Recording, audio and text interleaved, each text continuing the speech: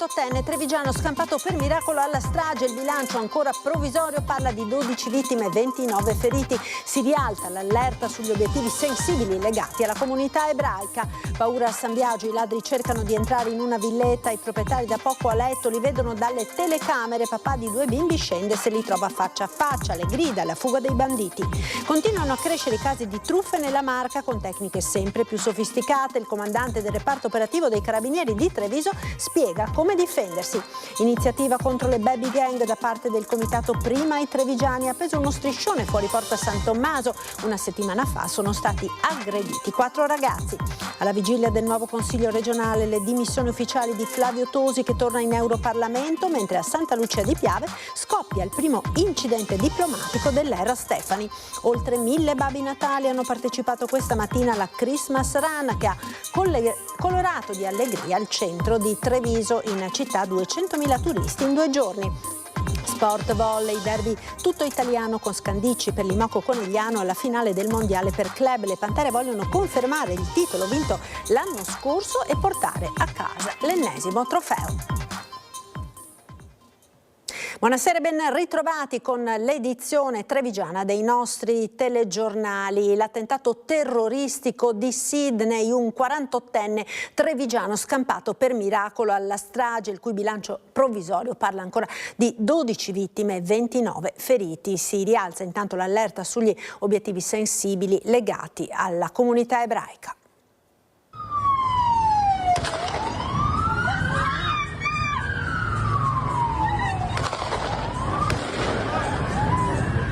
Pensavamo di andare nella stazione della polizia perché appunto passano ambulanze, leggi i messaggi che c'è stato l'attacco a Bonn e non si ancora quanti morti. Paolo, 48 anni, fisioterapista trevigiano che da 2 anni vive e lavora in Australia, deve la sua vita a una festa in barca che lo porta inconsapevolmente a lasciare Bondi Beach, la spiaggia più famosa di Sydney, poco prima che si scatena l'inferno. L'orrore di un nuovo attentato terroristico antisemita prende la forma di 2 uomini, forse 3, probabilmente di origine pakistana, che alle 8:40 ora locale fanno fuoco sulle 2000 persone radunate per l'Hanukkah, la festa ebraica delle luci.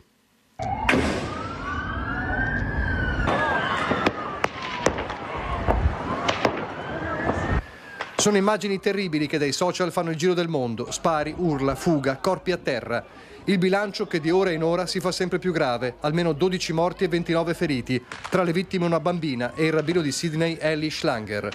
Un attacco mirato, secondo le autorità, alla comunità ebraica.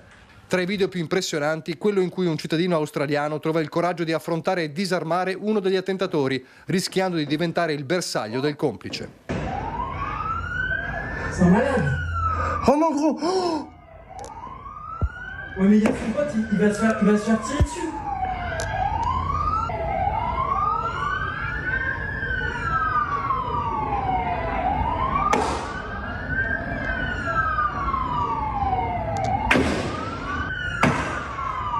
En gros, il a récupéré l'arme du mec qui... Siamo scesi dalla festa in barca e dei miei amici nella chat, quelli dei beach volley, hanno iniziato a mandare i video, hanno iniziato a chiedere se eravamo tutti ok perché c'era qualcuno che era sentito spari. Sono momenti terribili di grande incertezza perché l'essere scampati all'attacco in spiaggia non toglie la paura. Non si sapeva, siccome c'era voci che stava succedendo anche nel sobborgo vicino, Dover Heights, non sapevamo dove andare, capito? Il terrore di altri attacchi, la ricerca di un posto sicuro. Paolo è ancora sotto shock, poca la voglia di parlare. Intanto i 2 tentatori vengono colpiti, uno ucciso, l'altro ferito gravemente. Nell'auto di uno dei killer vengono trovati ordigni esplosivi e si sospetta la presenza di un terzo uomo. Indagini ancora aperte come il bilancio dell'orrore, mentre il livello di allarme si rialza in modo esponenziale sugli obiettivi sensibili legati alla comunità ebraica, in Italia e in Veneto. Ancora ladri in azione a Olmi di San Biagio. L'altra sera hanno cercato di entrare in una villetta. I proprietari erano appena andati a letto e li hanno visti dalle telecamere della videosorveglianza. Sono le 9:15 di sera. La famiglia Zorzi, papà, mamma e 2 bimbi piccoli, sono già andati a letto nella loro villetta in via Postumia a Olmi. Alessandro Zorzi sta guardando il cellulare quando gli arrivano le immagini delle telecamere di videosorveglianza di casa. Primo momento, la prima immagine, pensavo fosse qualcuno di famiglia o il mio cugino di fianco che per qualche motivo era venuto a bussare, e poi sono partito altre immagini, ho capito da lì che erano dei ladri che stavano girando il perimetro della casa. Sono in 3, 2 hanno il volto coperto da passamontagna, tutti indossano i guanti per non lasciare impronte. Alessandro avvisa la compagna di chiamare subito i carabinieri, intanto con l'adrenalina a 1000 scende al piano terra e si trova faccia a faccia con uno dei ladri, a dividergli solo il vetro del portoncino. Ho acceso le luci grandi che ho attorno alla casa e da dentro, visto che uno l'ho visto di là della porta, dalla sagoma del vetro, ho detto andate via subito, che ho chiamato i carabinieri. Quando ho acceso le luci grandi sono scappati. Eccoli, sempre ripresi dalle telecamere, mentre fuggono in giardino come lepri, scavalcano la siepe e si dileguano. Pochi istanti dopo si sente un'auto sgommare a forte velocità in direzione Treviso. Probabilmente un quarto complice li attendeva a bordo della macchina, pronto a scappare. Poco dopo arrivano i carabinieri, perlustrano la zona, raccolgono la denuncia. La famiglia tira un sospiro di sollievo, ma il timore resta. Notte non abbiamo proprio dormito tanto tranquillamente, purtroppo, perché comunque l'adrenalina si è fatta sentire. Però per fortuna è andato tutto bene, per fortuna non sono entrati. Ecco. Fortunatamente i 2 bimbi non si sono accorti di nulla ed hanno continuato a dormire. Può essere molto traumatico per loro, quindi il primo pensiero è stato a loro, sicuramente. Per fortuna non si sono accorti di nulla, meglio. E per noi insomma passa, però è stato pesante, ecco, brutto, una cosa brutta, anche se non sono entrati. Penso a chi se li trova in casa e rimane questa cosa, ecco. E continuano a crescere anche i casi di truffe agli anziani, ma non solo, e sono sempre più sofisticate le tecniche messe in atto dai truffatori per riuscire a raggirare anche le persone più scaltre. Ospite nella prima edizione dei nostri telegiornali il comandante del reparto operativo dei Carabinieri di Treviso.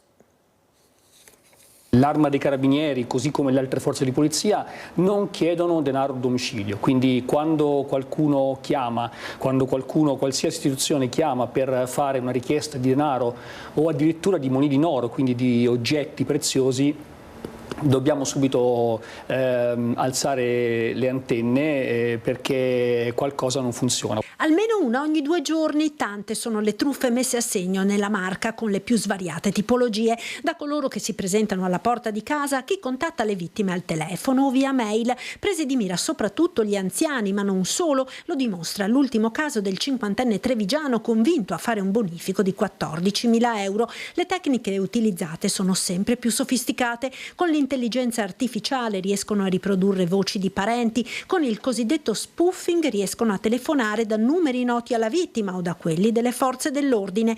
Tecnica consolidata è quella di tenere sempre al telefono le vittime. Una cosa che è opportuno fare nel caso ci sia da richiamare il 112 o il 113 o qualsiasi altro numero di emergenza è quella di farlo attraverso un altro telefono, perché molte volte anche quel stato d'ansia che i truffatori generano nella vittima è affinché la vittima non attacchi il telefono. Infine, non fare mai bonifici, a maggior ragione quelli istantanei che non sono revocabili, anche se la richiesta proviene da sedicenti funzionari di banca. Stiamo intervenendo anche a livello istituzionale.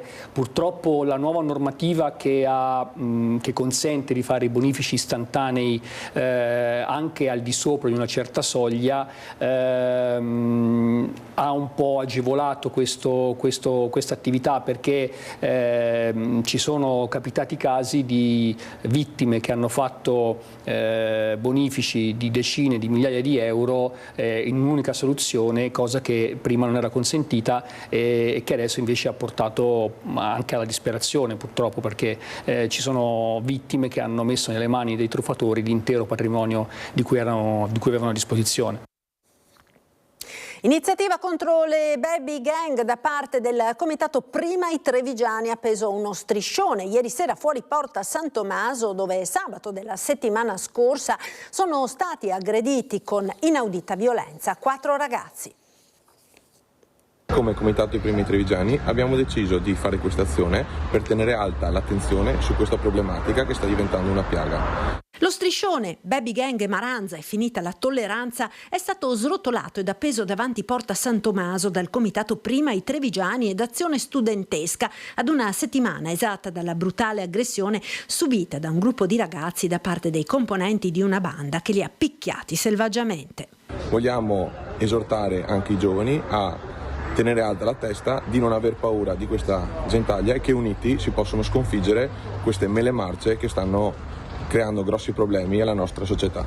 A sostegno dell'iniziativa dei giovani del comitato legato politicamente a Fratelli d'Italia anche il consigliere comunale Alberto Ciamini. È inammissibile e inaccettabile che la condotta di questi cosiddetti Maranza, o se vogliamo chiamarli più correttamente piccoli delinquenti appartenenti a Baby Gang, ricada sull'intera comunità trevigiana, anche perché poi a farne le spese sono i nostri giovani che amano e rispettano il proprio territorio, sono i giovani che hanno scelto Treviso come formazione e sono quei poveri esercenti che adesso si ritrovano ad incrementare il personale di sicurezza. Anche il circolo di Treviso di Fratelli d'Italia interviene sulla questione. Secondo la presidente Marina Bonotto, il tema della sicurezza urbana va inserito in una visione più ampia che tenga conto anche degli aspetti educativi e sociali. E per contrastare il fenomeno del disagio giovanile e delle baby gang parte a Fonte un progetto che coinvolge l'intera comunità. Baby gang, giovani sempre più violenti e aggressivi, spesso armati, pronti a ferire il più fragile, quando in realtà si scopre che fragili sono proprio questi ragazzotti che si improvvisano bulli. È per contrastare questi fenomeni che stanno preoccupando l'opinione pubblica, soprattutto negli ultimi tempi, che il Comune di Fonte ha deciso di mettersi in gioco e venire incontro in maniera concreta ai giovani del paese, soprattutto i più emarginati, con la consapevolezza che le istituzioni devono essere dove sono i ragazzi, non il contrario. È da questo presupposto che parte il progetto Operatività di strada e di comunità, che vede gli educatori scendere sul territorio, tra bar, parchi, piazze, presidiando le aree più deboli, incontrando i giovani e intrecciando contatti con scuole, associazioni sportive e famiglie. Noi abbiamo voluto anticipare, prevenire un certo tipo di disagio. Ecco perché è fondamentale mettere in rete una comunità che stia per loro. Davvero, quindi questo vuole essere un progetto sentinella, possiamo chiamarlo, che prevenga questo tipo di fenomeno, cercare di anticipare quello che potrebbe essere un problema che altrimenti non saremo in grado di gestire. Primo appuntamento il torneo di calcetto che ben 9 squadre, di cui 2 femminili, con una sessantina di giovanissimi del paese, hanno disputato al Palafonte, un primo passo che va a concretizzare il lavoro di mesi. Come siete riusciti a coinvolgerli, a farli partecipare a questa iniziativa? L'ascolto è stata la cosa fondamentale, mettersi a fianco a loro, non davanti a loro, ma accogliendo le loro istanze, le loro richieste. Questa è stata la chiave vincente, anche grazie a dei professionisti che davvero si stanno muovendo nel territorio, ma la vera chiave vincente di questo è che tutta la comunità si è attivata a supporto di questi ragazzi. E l'idea è che possa essere da esempio per altri comuni del territorio. Crediamo davvero che recuperare anche l'ultimo ragazzo sia una cosa in cui ogni istituzione deve credere e deve fare. Siamo qui per questo. Ed ancora cronaca, una 61enne milanese è morta, ci sono altri 2 feriti nel bilancio del grave incidente avvenuto nel pomeriggio sull'autostrada A4 Venezia-Milano nei pressi dello svincolo per il casello di Verona Sud. A scontrarsi 2 auto, i feriti sono stati trasportati in codice giallo a Verona dai sanitari del 118 intervenuti con 4 mezzi. L'incidente ha provocato lunghe code con obbligo di uscita al casello di Verona Est. E cordoglio a Gorgo al Monticano per la morte della 56enne che ieri sera ha perso la vita in un incidente alla Salute di Livenza nel Veneziano, poco dopo una tragedia sfiorata a Castelfranco. Testimoni dicono di averla vista sbandare, poi l'impatto terribile contro l'albero dall'altra parte della carreggiata. In queste ore il sindaco di Gorgo al Monticano, Firmino Vettori, si è recato in via Aldo Moro per esprimere di persona le condoglianze dell'amministrazione alla famiglia di Lia Gabriela Cimpianu, la 56enne originaria della Romania e residente a Gorgo, morta nello schianto alla Salute di Livenza sulla provinciale 42 di San Stino. Difficile capire se la perdita del controllo della vettura sia da attribuire a una distrazione, a un malore o qualche ostacolo che l'ha fatta sbandare. La seconda vittima trevigiana della strada in 24 ore dopo Eddo Saccon, l'84enne di Gaiarine, morto a pochi passi da casa sua nel frontale avvenuto venerdì sera a Francenigo. Un bilancio che avrebbe potuto essere anche peggiore se i due automobilisti coinvolti in un altro tremendo incidente non fossero usciti miracolosamente vivi dall'impatto che ieri sera ha messo in allarme SUEM e Vigili del Fuoco a Castelfranco. Un impressionante schianto frontale in via Circonvallazione Est all'incrocio con via Boscalto, con una delle vetture ribaltate in un fosso. L'intervento di SUEM e i Vigili del Fuoco è stato tempestivo. Oltre alla necessità di liberare gli automobilisti dai rottami, l'urgenza di mettere in sicurezza una delle due auto, un SUV alimentato a GPL e per questo pericoloso in quelle condizioni. Gli occupanti portati in ospedale sono feriti, ma miracolosamente non in pericolo di vita. La politica ora alla vigilia del nuovo primo consiglio regionale, l'addio ufficiale di Flavio Tosi, che torna in Europarlamento e dice: sarei rimasto solo per fare l'assessore alla sanità, mentre a Santa Lucia di Piave scoppia il primo incidente diplomatico dell'era Stefani. Ci dispiace di segnalare le assenze, perché in qualche modo stridono in quello che è il contesto più importante a livello fieristico, almeno dal punto di vista storico. Siamo la fiera internazionale più antica d'Europa e probabilmente il confine regionale sia un po' ridimensionato da questo punto di vista. Quando ho saputo della notizia, è stato doveroso da parte del sindaco manifestare questa tristezza, se vogliamo, del fatto di questa assenza che si sente. I maligni potrebbero dire che questo è già un indizio del baricentro della geografia politica di Palazzo Balbi, spostato dalla Marca Zaiana all'asse padovano di Alberto Stefani. Non solo l'assenza dell'ex governatore, che ogni anno non mancava nel giorno dell'inaugurazione, ma il fatto che a dare il via alla 3 giorni delle fiere più antiche d'Europa, edizione numero 1365, non ci fosse il neo governatore del Veneto e nemmeno l'assessore di riferimento del mondo agricolo Dario Bond, non è passato inosservato. A partire dal primo cittadino di Santa Lucia di Piave, che dal palco ha fatto capire di non gradire e ha scritto una mail garbata ma ferma ai diretti interessati per sottolineare l'assenza. Comprendo che siano giorni difficili, una nuova giunta è appena nata, spiega Fiorenzo Fantinella, che però sottolinea come la forma spesso sia anche sostanza. Ricordiamoci, questo è il luogo di fiere, non c'è soltanto questa che è il massimo come non plus ultra della kermesse fieristica agricola. Siamo un contributo anche al paese Italia, perché dentro qui si celebrano movimenti economici e finanziari che caratterizzano il mondo agricolo. Certo, sarebbe stato bello inaugurare questo percorso anche di nuovo corso del presidente Stefani con l'inaugurazione della fiera. A rappresentare la nuova giunta c'era la neo-assessora al sociale Paola Roma.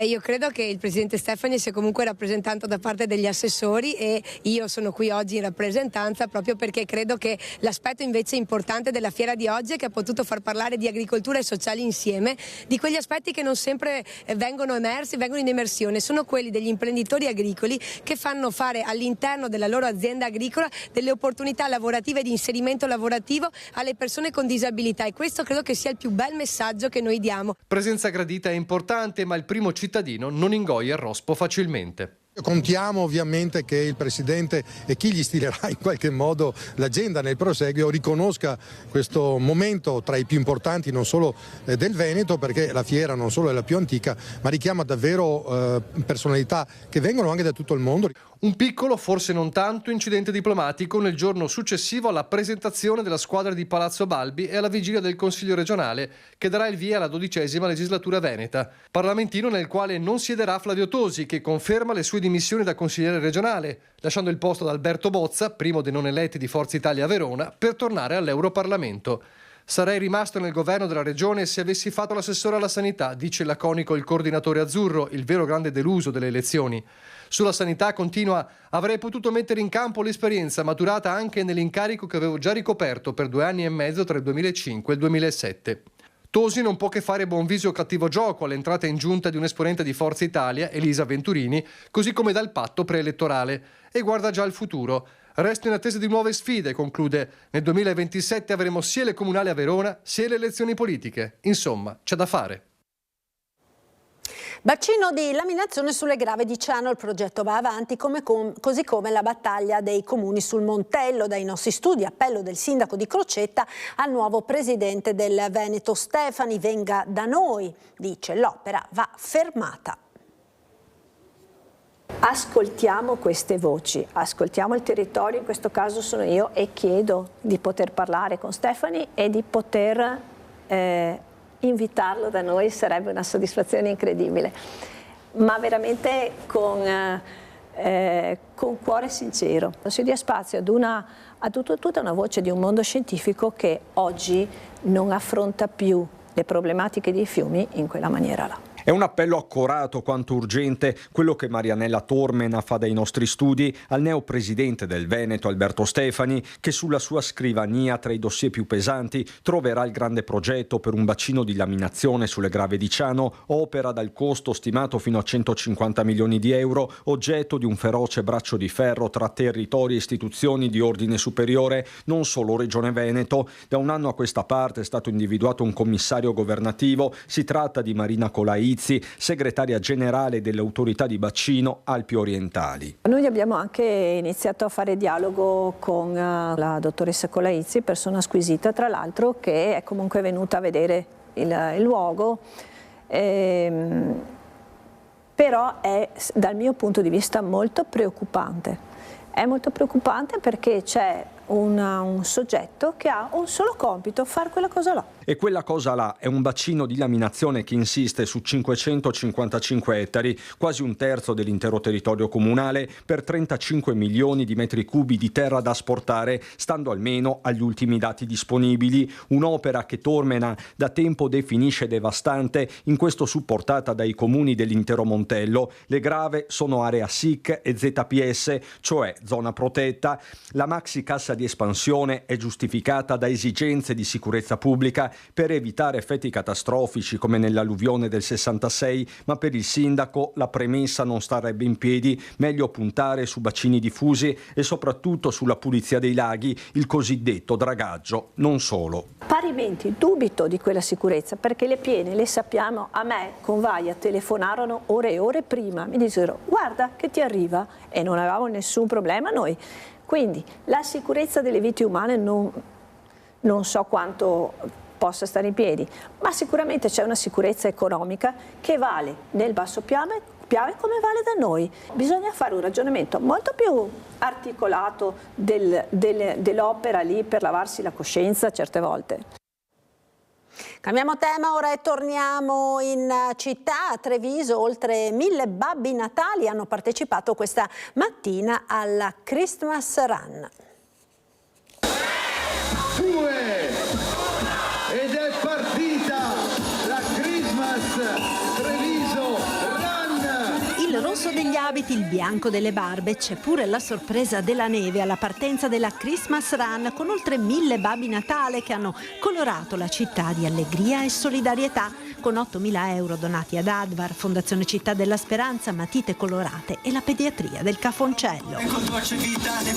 Allo start in prima fila, tra grandi e piccini, anche gli anziani delle case di riposo di Treviso e poi volti noti ed istituzionali della città. Quando possiamo cerchiamo di far uscire i nostri residenti e di farli partecipare alle cose positive come questa camminata. È un piacere per una giusta causa e poi è bellissimo, si festeggia Babbo Natale, mi sembra giusto, torniamo tutti bambini. È bellissimo, venite anche se non siete vestiti a Babbo Natale, vi divertite lo stesso, auguri a tutti.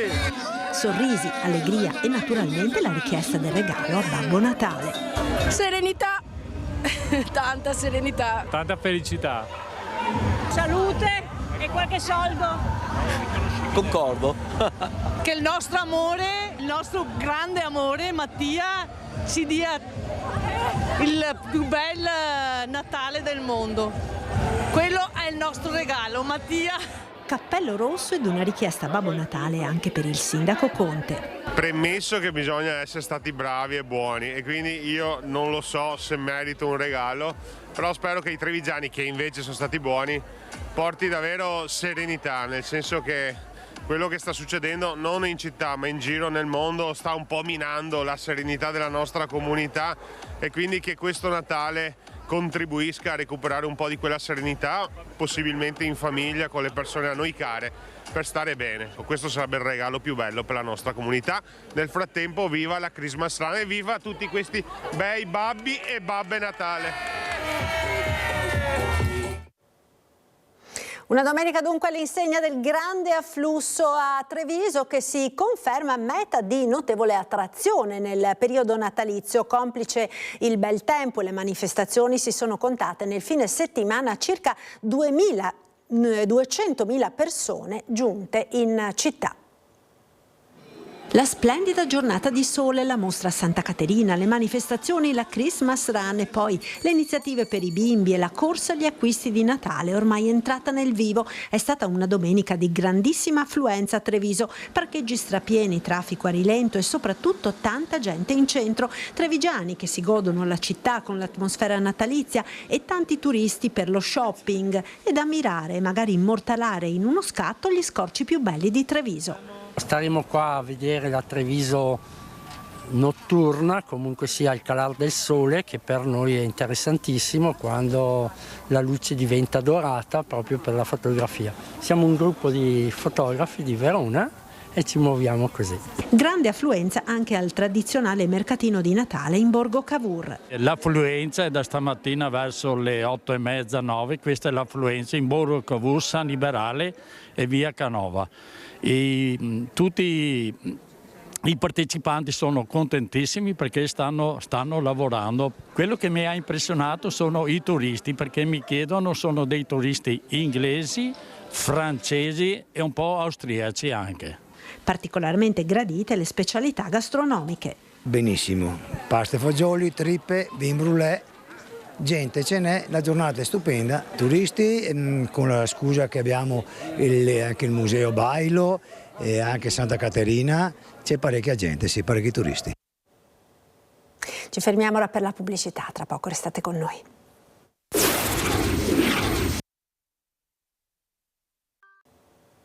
Ed eccoci nuovamente in diretta con l'edizione di Treviso dei nostri telegiornali. Ieri sera nella chiesa di Sant'Elena sul Sile il concerto della corale parrocchiale Marziano Mattiazzi nel centenario della fondazione.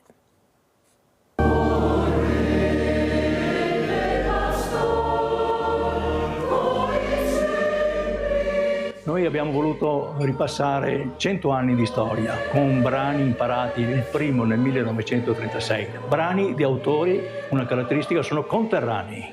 Emozioni tantissima, è una soddisfazione prima di tutto per quello che hai studiato, per quello che hai imparato, poterlo trasmettere, ma soprattutto c'è stato prima di tutto l'appoggio della comunità parrocchiale. Il coro esiste se c'è una comunità che lo accetta, che lo riceve.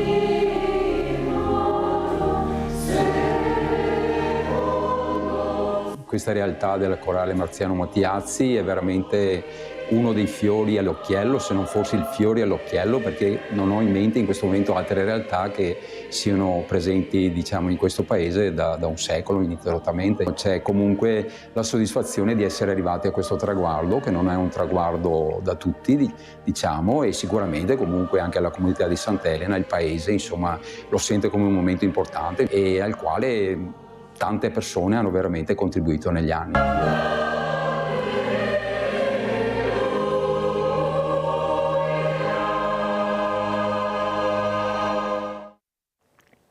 E siamo ora allo sport, volley femminile, questa sera alle 20:30 la finale del mondiale per club che vede il derby tutto italiano tra Imoco e Scandicci. Ieri la strepitosa vittoria delle Pantere che hanno battuto 3-1 le brasiliane dell'Osasco Sao Cristovao Saude, squadra padrona di casa. Hanno vinto per 3-1, fenomenale la rimonta nel secondo set con un parziale di 5-0 sul filo di lana che di fatto ha aperto la strada verso la gara che vale il trofeo. Conegliano favoritissima per l'ennesimo trofeo, sono 41 i precedenti del match, in 36 occasioni hanno avuto la meglio le Pantere.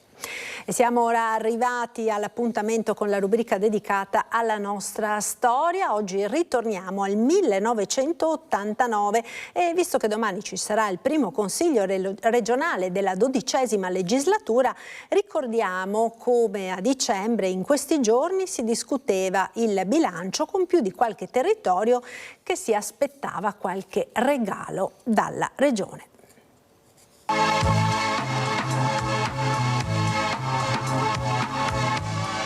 Buonasera dalla redazione di Treviso, apertura del giornale con la prima pagina, subito un fatto politico, riguarda il Consiglio regionale dove si è aperta la discussione maratona sul bilancio di previsione 1990, illustrato come sempre da un consigliere di maggioranza. Il voto è previsto per domani. Con la relazione del consigliere Giacomo Pontarollo è iniziata questa mattina a Palazzo Ferrofini la lunga discussione sul bilancio di previsione 1990 della Regione Veneto. Pontarollo, democristiano, ha ricordato anzitutto come quest'anno, a differenza di quelli passati, la discussione e l'approvazione del documento finanziario avviene con una quindicina di giorni d'anticipo. Questo allo scopo di impiegare dall'inizio del 90 le risorse iscritte in bilancio, averle cioè disponibili da subito, facendo così fronte alle varie aspettative, malgrado la scadenza elettorale. Tale scadenza naturalmente, oltre che sui tempi, ha influito sullo stesso bilancio e la selezione della spesa è stata operata tenendo conto della fattibilità degli interventi e dei tempi tecnici a disposizione.